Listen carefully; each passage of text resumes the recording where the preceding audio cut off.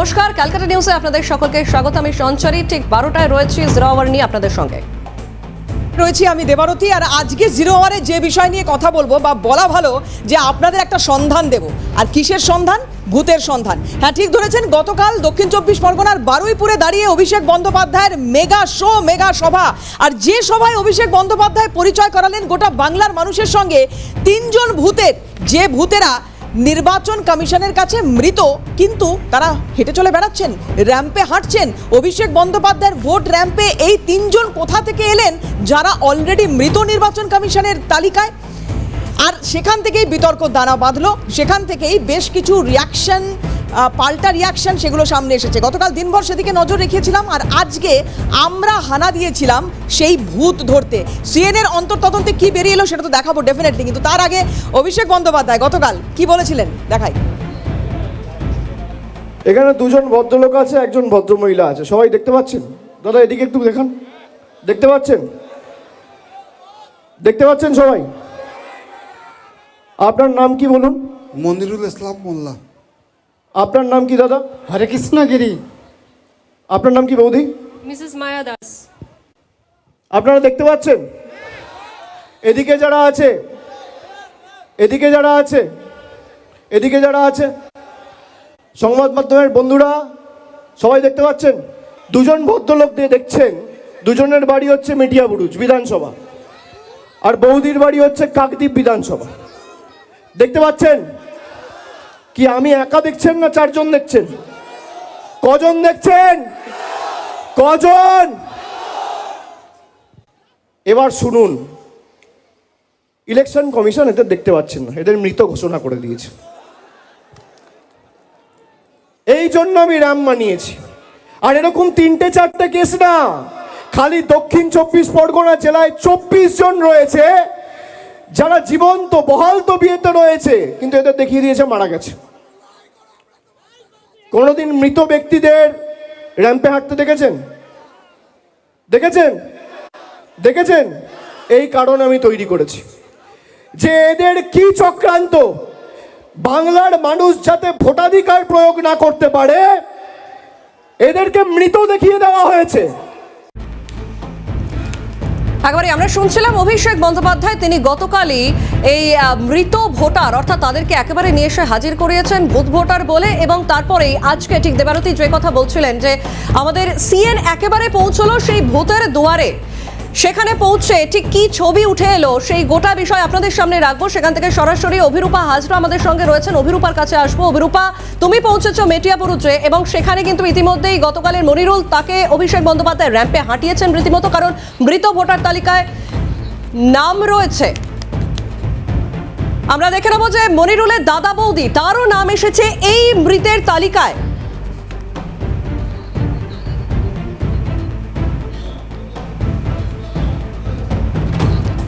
এই মুহূর্তে যে ছবি আমরা দেখতে পাচ্ছি ভীষণভাবে প্রাসঙ্গিক। গতকাল অভিষেক বন্দ্যোপাধ্যায়ের এই বক্তব্যের পরে মনিরুল মোল্লা, যাকে গতকাল অভিষেক বন্দ্যোপাধ্যায় র্যাম্পে হাঁটালেন, সেই মনিরুল মোল্লার দাদা এবং বৌদি তারা নাকি মৃত, অথচ কথা বললেন আমাদের প্রতিনিধি অভিরূপা হাজরার সঙ্গে। দেখুন।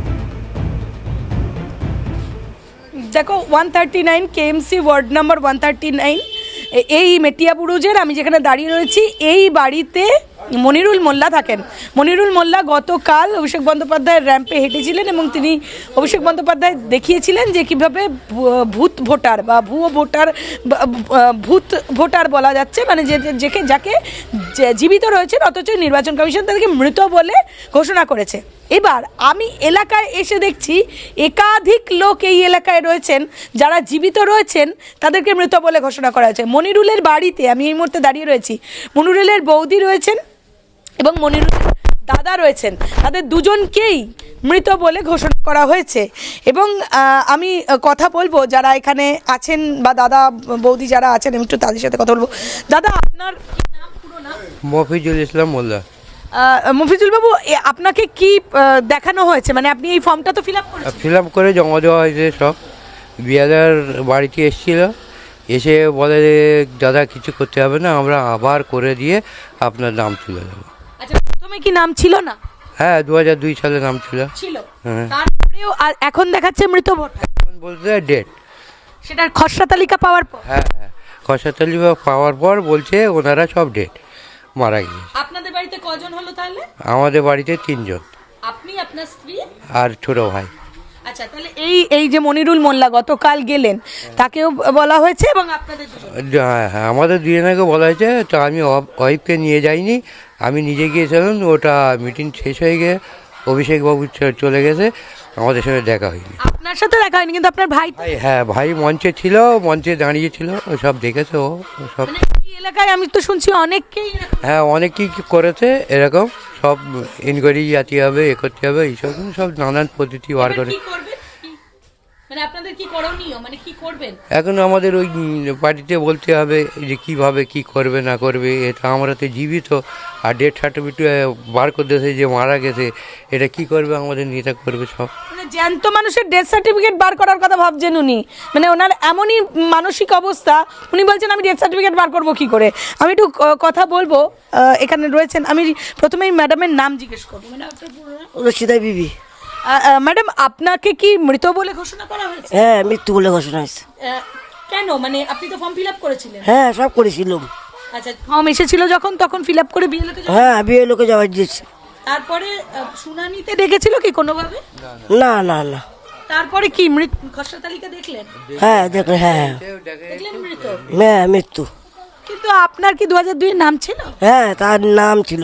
মানে আপনার এখানেই বিবাহিত হয়ে? হ্যাঁ হ্যাঁ, বিবাহিত হয়ে এখানে চলে এসেছি। এখানেই নাম ছিল? এখানেই নাম ছিল। তারপরেও মৃত বলে ঘোষণা করা? তারপরে মৃত্যু বলে ঘোষণা হয়েছে।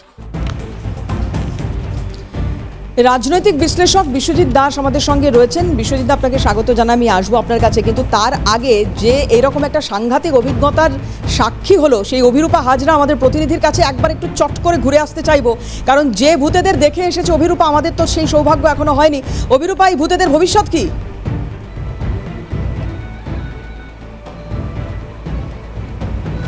এই ভূতেদের ভবিষ্যৎ আদতে বিএলও বলবে নির্বাচন কমিশন। এবং তুমি যেটা দেখলে যে প্রত্যেকেই জীবিত এবং একই পার্টের 47 পার্টের 139 নম্বর ওয়ার্ড, কলকাতা পুরসভা, মেটিয়াবুরুজ, গার্ডেন রিচ, এই এলাকায় আমি গিয়েছিলাম এবং যেতেই সকলেই অনেকেই বলছেন যে একাধিক বাড়িতে একাধিক মৃত ভোটারের নাম বেরিয়েছে, আদতে তারা জীবিত। 3 জনের সাথে আমাদের কথা হয়েছে এবং এই 3 জনেই কিন্তু বলছেন শুধু মনিরুল একা নয়, মনিরুলের পরিবারের দাদা বৌদি রয়েছেন আর আশেপাশের লোকজনও রয়েছেন। অনেকেই এই মুহূর্তে কাজের জন্য বাইরে রয়েছেন, কিন্তু যারা বাড়িতে রয়েছেন তাদের সাথে আমাদের কথা হয়েছে, তারা দেখা যাচ্ছে যে আদতে তারা জীবিত কিন্তু মৃত বলে ঘোষণা করেছে নির্বাচন কমিশন। নির্বাচন কমিশনের অপদার্থতার কথা উল্লেখ করছে তারা বারবার বলছে যে তারা ফর্ম ফিল আপ করেছিল, এসআইআর ফর্ম ফিল আপ করেছিল, বিএলও এসে জমা নিয়ে গেছেন, বাড়িতে এসে ছবি তুলে নিয়ে গেছেন, তারপরেও কি করে মৃত বলে ঘোষণা করে সে নিয়েই প্রশ্ন উঠছে। তাছাড়াও প্রজেনিতে নয়, সেলফে সই করেছেন প্রত্যেকে, অর্থাৎ সেলফের যে বক্স রয়েছে সেই সেলফের বক্স আছে, অর্থাৎ প্রত্যেকেরই 2002 এর নাম রয়েছে, এরকম সেলফের জায়গায় ফিল আপ করেছেন তারা, তারপরেও নাম বদলে গিয়েছে বা নাম বাদ চলে গিয়েছে, মৃত ভোটার হিসেবে চিহ্নিতকরণ করা হয়েছে। ফলে যখন খসড়া তালিকা এসেছে, মৃত ভোটারের তালিকায় যখন নিজেদের নাম দেখেছেন তখনই অবাক হয়ে গিয়েছেন, কি করবেন বুঝে উঠতে পারছেন না। একজন তো এরকমও বলছেন যে তাহলে কি ডেথ সার্টিফিকেট বের করতে হবে কোনোভাবে, সেটা একটা প্রশ্ন উঠছে।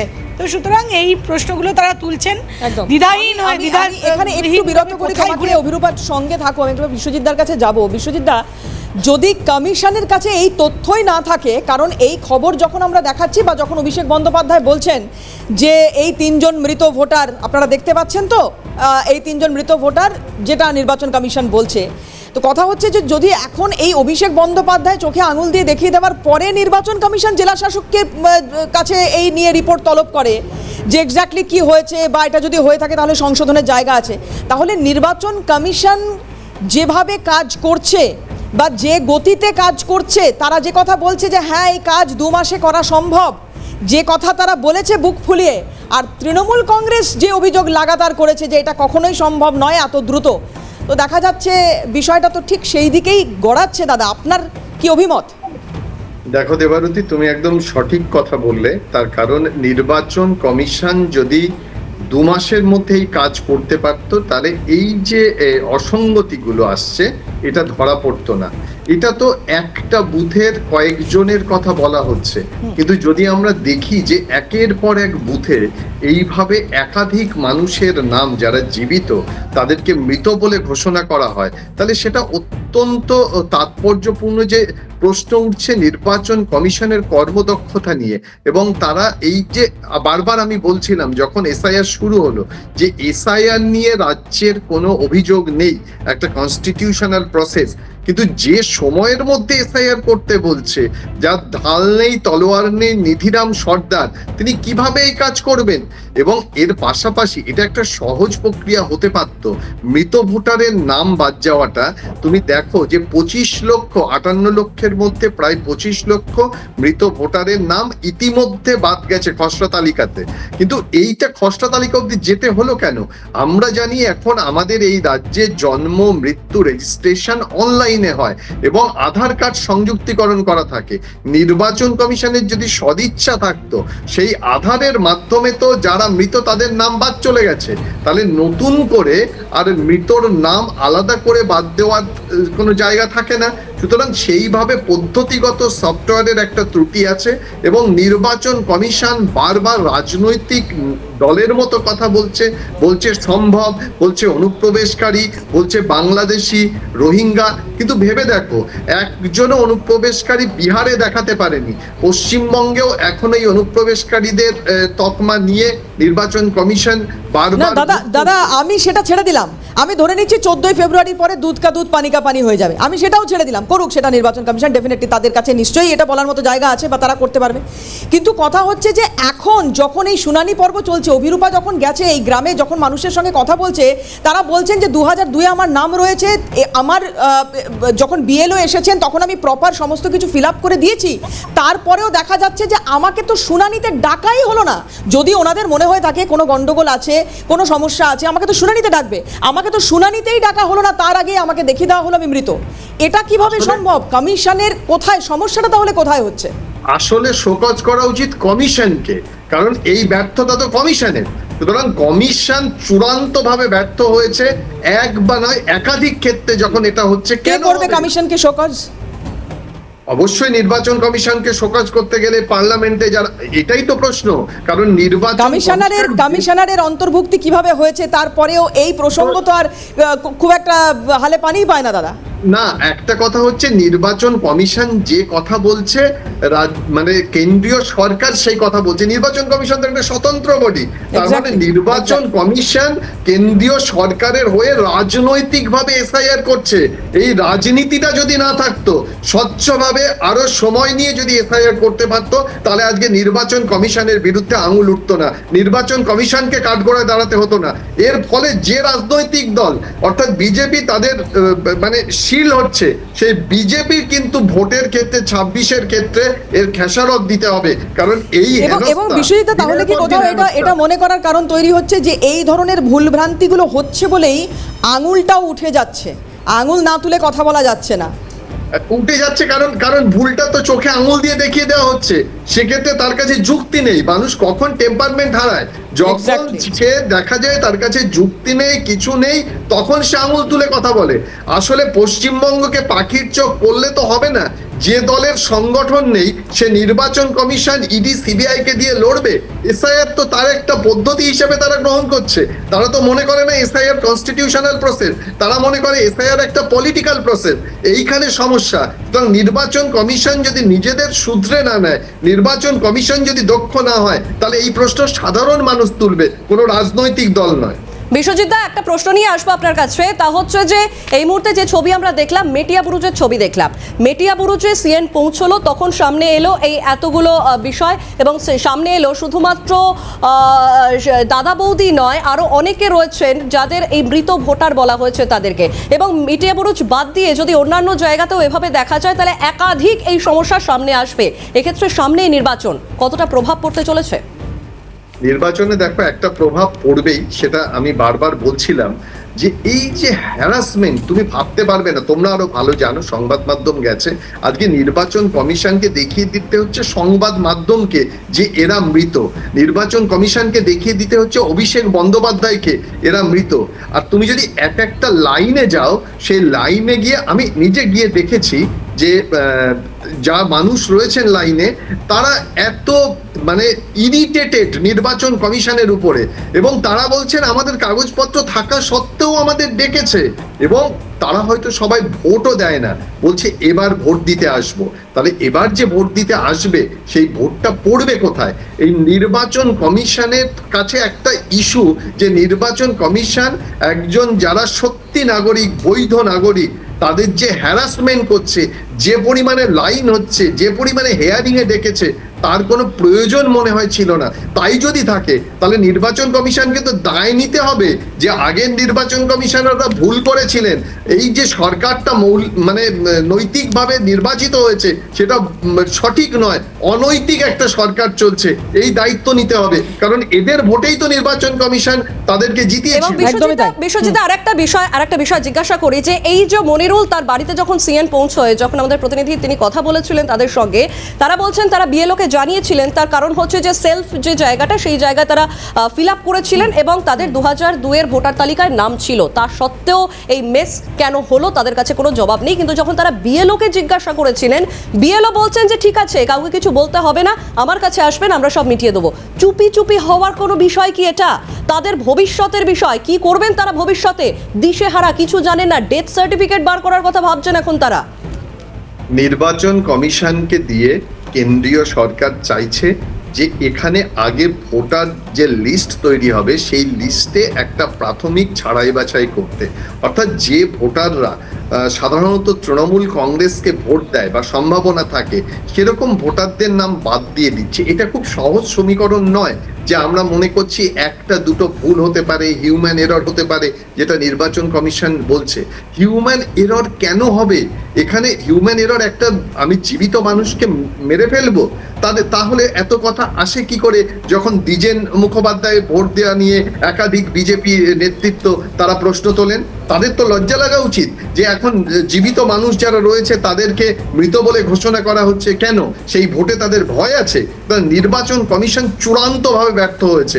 তাদের কোনোভাবে তাদের যে এখন একজনকে শোকজ করে কি হবে? শোকজ করে এই কাজটা হলো কেন? এবং নির্বাচন কমিশন কি চিহ্নিত করেছে যে এগুলো রয়েছে? এগুলো তো নির্বাচন কমিশন চিহ্নিত করেনি।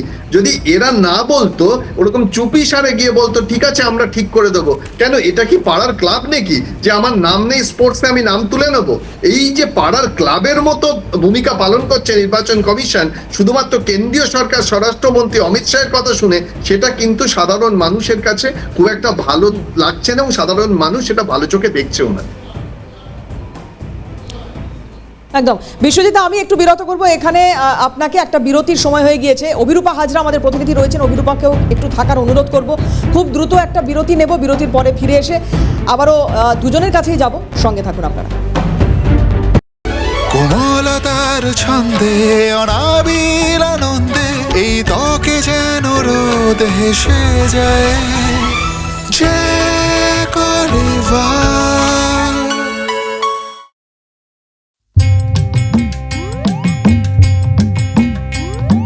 খাচ্ছে টনটা হাপুস হুপুস প্রথম পাতেই ঘি, সুগন্ধেতে পাগল মনে হচ্ছে সব কি, অন্য খাবার রইল করে শুরুতেই মন মজে, কৌতূহলী দু চোখ শুধু ঘিয়ের পাত্র খোঁজে। একেডি ঘি খুঁজবে না তো করবে কি? একেডি ঘি বিশুদ্ধতার আরেক নাম। For trade enquiry 9051113815। Life long learning আমার জন্য বা একজন শিক্ষকের জন্য ইজ ভেরি ইজি, কারণ ছাত্ররা হাজারটা জিনিস শিখবে, এটা কিছুটা করবে ওটা কিছুটা করবে করে আলটিমেটলি দিশাটা পাবে না। স্টুডেন্টসদের সাথে যদি আজকে না ডিসকাস করি, তাদের কাজ না দেখি, তাদের সাথে ইন্টারাক্ট না করি, তাহলে আমি কি করে তাকে তৈরি করব for a world? Mobile phone টেকনোলজিটাও আস্তে আস্তে আস্তে আস্তে সবার হাতের মধ্যে চলেছে, সুতরাং এডুকেশনটাকেও এখন আগের ট্র্যাডিশনাল চিন্তাভাবনার বাইরে বেরিয়ে দেখতে হবে। Edu Trends, দেখুন ক্যালকাটা নিউজে প্রতিদিন সন্ধে 6:20 ক্যালকাটা প্লাস্টোপ্যাক ইন্ডাস্ট্রিজের Calcutta extra multi layer water storage tank এবং ক্যালকাটা ব্র্যান্ড HDPE, UPVC এবং SWR পাইপ অ্যান্ড ফিটিংসের ওয়াইডেস্ট রেঞ্জ পেতে এবং ব্যবসায়িক যোগাযোগের জন্য কল করুন 9051388879। ক্যালকাটা প্লাস্টোপ্যাক ইন্ডাস্ট্রিজ, আপনার জলের কমপ্লিট সলিউশন। এবার নজর রাখি 30 লক্ষের পর এবার আরো 24 লক্ষ শুনানিতে ডাক এবং প্রথম দফায় 30 লক্ষ নো ম্যাপিং ভোটারের ডাক পাওয়া গেছে। এটা খুব ইম্পর্টেন্ট। এখানে দাঁড়িয়ে আমি একটু অভিরূপার কাছ থেকে বিষয়টা জানার চেষ্টা করব, কারণ আমি বুঝতে পারছি না যে 30 লক্ষের পরে আবার 24 লক্ষ, আবার কোনোদিন মনে হবে 25 লক্ষ, আবার কোনোদিন মনে হবে 30 লক্ষ, মানে এক্স্যাক্টলি ঘটনাটা কি ঘটছে। অভিরূপা, এটা যেমন একটু জানতে চাইবো, পাশাপাশি আরও একটা তথ্য গতকাল খুব গুরুত্বপূর্ণ যেটা এসেছে আমাদের কাছে, যে SIR এর তথ্যগত কিছু অসঙ্গতি কমেছে। এই দুটো ডিটেলস যদি একটু জানাও।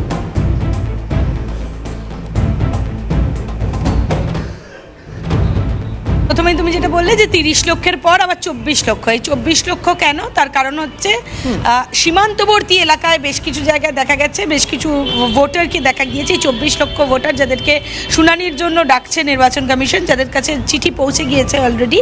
এই 24 লক্ষ ভোটারদের মধ্যে কারা? যাদের মধ্যে বাবা মায়ের নামের সঙ্গে অসঙ্গতি রয়েছে, এক বাবার একাধিক সন্তানের নামের পরিচয় পাওয়া গেছে। শুধু তাই নয়, বাবার সঙ্গে সন্তানের বয়সের পার্থক্য 15 বছর এরকম পাওয়া গিয়েছে, 6 বছরের বড় বাবা এটাও দেখা গেছে, এরকম পরিচয় পাওয়া গেছে। সেরকম ভোটারদের ডাকা হচ্ছে। আরও ভোটারদের ডাকা হচ্ছে যেখানে একই জায়গায় একই লোকের একটা জায়গায় বাবার নাম একরকম, অন্য জায়গায় গিয়ে বাবার নাম আর এক রকম। ফলত সেই জায়গায় কেন এই মিসম্যাচটা, সেই জন্য নির্বাচন কমিশন এই 24 লক্ষকে ডেকে পাঠাচ্ছে নোটিশ দিয়ে। এবার এই 24 লক্ষ বেশিরভাগই সীমান্তবর্তী এলাকা, অর্থাৎ পশ্চিমবঙ্গের যে সীমান্তবর্তী এলাকাগুলি রয়েছে, যেমন মুর্শিদাবাদ, মালদা, দক্ষিণ 24 পরগনা, উত্তর 24 পরগনা, সন্দেশখালী, হাসনাবাদ, এই এলাকাগুলোতে বেশি দেখা যাচ্ছে, বা কুলতলি, এই এলাকাগুলোতে বেশি দেখা যাচ্ছে এই ধরনের ভোটারের সংখ্যা বেশি। সেই কারণে তাদেরকে ডেকে পাঠানো হয়েছে এবং খুব সত্তর তাদেরকে নোটিশ দিয়ে যাদের বাকি রয়েছে তাদেরকে ডেকে পাঠিয়ে 24 লক্ষ কমপ্লিট করা হবে। এবার তুমি বলছো যে সংখ্যাটা আরও বাড়তে পারে কিনা, এখনো পর্যন্ত পরিষ্কার কমিশন কিছু বলছে না। কমিশন বলছে যে এখনো পর্যন্ত 24 লক্ষকে ডাকার নির্দেশিকা এসছে, তাই সিও দপ্তর থেকে তাদেরকে চিঠি করা হয়েছে এবং তাদেরকে ডেকে পাঠানো হয়েছে। আর সংখ্যাটা কমলো কেন? 1 লক্ষের কাছাকাছি ডাকার কথা ছিল, সেই সংখ্যাটা কমলো কেন? তার কারণ হচ্ছে তথ্যগত যে সমস্যা রয়েছে, সেই তথ্যগত সমস্যা দেখা গেছে কারণ নামের বানান ভুল, কারণ নামটা ভুল, কারণ নামের মধ্যবর্তী যে মিডল নেম বলে সেই মিডল নেম নেই বলে হয়তো এরকম সমস্যা দেখা গেছে। সেই ধরনের ভোটারকে বাদ দেওয়া হয়েছে, তাদেরকে বিএলওরাই ঠিক করে দেবেন বিএলও অ্যাপের মাধ্যমে। সুতরাং তাদেরকে আর নতুন করে এই শুনানিতে ডেকে সময় নষ্ট করার কোনো প্রয়োজনীয়তা মনে করছে না নির্বাচন। সময় বাঁচানো এখন নির্বাচন কমিশনের কাছে এই মুহূর্তে সবথেকে বড় চ্যালেঞ্জ বলেই মনে হচ্ছে, কারণ যে পরিস্থিতি তৈরি হয়েছে, যেভাবে ভুলগুলো ধরা পড়ছে, সেই জায়গায় দাঁড়িয়ে কিছু খুব একটা করারও নেই। আর একটা খুব গুরুত্বপূর্ণ তথ্য, আমি একটু বিশ্বজিৎদার কাছেও আসবো এই বিষয়টা নিয়ে, সেটা হচ্ছে যে গতকাল এরকম একটি তথ্য আসে যে ইলেকশন কমিশনার বা মুখ্য নির্বাচনী আধিকারিক সাংবিধানিক ও তাদের যেটা সাংবিধানিক অধিকার, সেখানে কোনো হস্তক্ষেপ করা যাবে না, কোনো হুমকি দেওয়া যাবে না। হঠাৎ করে তাদের এটা মনে হচ্ছে আজকে এইখানে দাঁড়িয়ে কেনই বা এই মানে তথ্যের বা এই প্রসঙ্গ তোলার প্রয়োজনীয়তা কেন পড়ছে এদের? বিশ্বজিৎদা কি বুঝতে পারছেন? এটা কি নির্বাচন কমিশনের মগের মুল্লুক নাকি? গণতান্ত্রিক একটা রাষ্ট্র, সংবিধানে তার ক্ষমতা দেওয়া আছে, সংবিধানে কেউ যদি ভুল করে তার বিরুদ্ধে প্রশ্ন করা যাবে না? এটা কোন রাষ্ট্রে বাস করি আমরা? আর অভিরূপা যে ব্যাখ্যাটা দিল সেটা হচ্ছে নির্বাচন কমিশন যে ব্যাখ্যা দিয়েছে সেই ব্যাখ্যা অভিরূপা আমাদেরকে জানালো। কিন্তু এর পাশাপাশি তুমি যদি রাজনৈতিকভাবে দেখো যে ভারতীয় জনতা পার্টির বঙ্গ বিজেপির নেতারা একটা সংখ্যা দিচ্ছিলেন বারবার, 1 কোটি, 1 কোটি 20, 1 কোটি 10 লক্ষ। তাহলে কি নির্বাচন কমিশন কোনোভাবে সেই সংখ্যাটায় পৌঁছানোর জন্যে ধাপে ধাপে ডাকছে, অর্থাৎ তারা যে কোনোভাবে সেই সংখ্যাটায় পৌঁছাতে চায়? এই প্রশ্ন কিন্তু নির্বাচন কমিশনের বিরুদ্ধে সবকটি রাজনৈতিক দল তুলছে, কারণ নির্বাচন কমিশন নিরপেক্ষ নয়। নির্বাচন কমিশন পক্ষপাতিত্ব ভারতীয় জনতা পার্টির মতো কাজ করছে, কারণ একটা স্বশাসিত সংস্থা, যাদের কিনা কোনো কর্মী নেই, রাজ্য সরকারের কর্মী নিয়ে কাজ করতে হয়, তারা কেন এই কথা বলবে? আর কেন তাদেরকে প্রশ্ন তোলা যাবে না? আজকে যাদের নাম জীবিত থাকা সত্ত্বেও মৃত হলো, সে প্রশ্ন তুলবে না? নির্বাচন কমিশনকে বলবে না, দেখে নেবে না একের পর এক ভুল হলে? এটা তো তার অধিকার। নির্বাচন কমিশনের কাছে প্রশ্ন করা, নির্বাচন কমিশনের কাছে যার দেওয়ালে পিঠ থেকে যায় না, অন্যের ঘরে আগুন লাগলে আমরা বুঝতে পারি না, নিজের ঘরে যখন আগুন লাগে তখন বুঝতে পারি। নির্বাচন কমিশনকে এগুলো শুনতেই হবে, এগুলো হুমকি নয়, এগুলো হচ্ছে জবাবদিহি। সুতরাং উঁচু গলায় জবাবদিহি করলে, নির্বাচন কমিশন যদি তাতে ভয় পায় বা সাংবিধানিক প্রতিরক্ষা চায়, একটা শিল্ড চায়, তাহলে নির্বাচন কমিশন ভুল করছে। নির্বাচন কমিশন নিরপেক্ষ হলে এই হুমকি, এই জবাবদিহি এর প্রশ্ন উঠতো না। এই যে বিশ্বজিৎ দা কিছুক্ষণ আগে অভিরূপা যে এলাকায় গিয়েছিল, সেখানে বিভিন্ন মানুষের সঙ্গে তার কথা হয়েছে, যে কথা বলছে যে আমরা তো কিছু বুঝতেই পারছি না, কারণ আমাদের নাম তো থাকার কথা, কারণ বিএলও তো আমাদের কিছু বলেননি। খুব স্পষ্টভাবে বলতে গেলে আমরা সমস্ত কিছু দিয়েছি, যা যা ডকুমেন্টস দরকার। বলছেন ওখানে সাধারণ মানুষ যে আমরা যখন মৃত হিসেবে আমাদের নিজেদেরকে দেখছি, তখন আমরা নিজেরা অসুস্থ হয়ে পড়ছি। এখন এই অসুস্থ হয়ে পড়ার দায় বা এই যে এতগুলো আত্মহত্যার ঘটনা ঘটলো, যেটা বারবার তৃণমূল কংগ্রেসের তরফ থেকে প্রশ্ন করা হচ্ছে যে এর দায় কার? এর আদৌ কি এই গোটা নির্বাচন প্রক্রিয়া পেরিয়ে যাওয়ার পরেও কেউ এর উত্তর দিতে পারবেন কেন এই ঘটনা? দেখো, দায় নির্বাচন কমিশনের এ নিয়ে প্রশ্ন নেই, কিন্তু এর পাশাপাশি এই প্রশ্নটা উঠবে যে নির্বাচন কমিশন মানে আমাদের এই রাজ্যের এসআইআর করতে এতটা সময় লাগাচ্ছে, যারা এটা করতে পারছে না সঠিকভাবে, তারা একটা নির্বাচন কি করে সামলাবে? এই যদি ভুলের পরিমাণ হয়, তাহলে নির্বাচনের ক্ষেত্রে তো নির্বাচন কমিশনের বিরুদ্ধে মুহুর্মুহুর অভিযোগ উঠবে, সেগুলো সামলাবে কি করে? আসলে নির্বাচন কমিশন রাজনৈতিক পক্ষপাত দুষ্ট, এই অভিযোগ নির্বাচন কমিশনকে শুনতেই হবে, এবং নির্বাচন কমিশন নিরপেক্ষ না হলে পশ্চিমবঙ্গের মতো বহুত্ববাদী রাজ্যে নির্বাচন চালানোও তার কঠিন হবে। একদমই। অনেক ধন্যবাদ বিশ্বজিৎ দা কথা বলার জন্য। বিশ্বজিৎ দাস আমাদের সঙ্গে ছিলেন, রাজনৈতিক বিশ্লেষক। অভিরূপা হাজরা আমাদের সঙ্গে ছিলেন, অভিরূপাকেও ধন্যবাদ। আজকে এখানেই শেষ করছি জিরো আওয়ার। অন্যান্য খবরের জন্য চোখ থাকুন সিএনএন।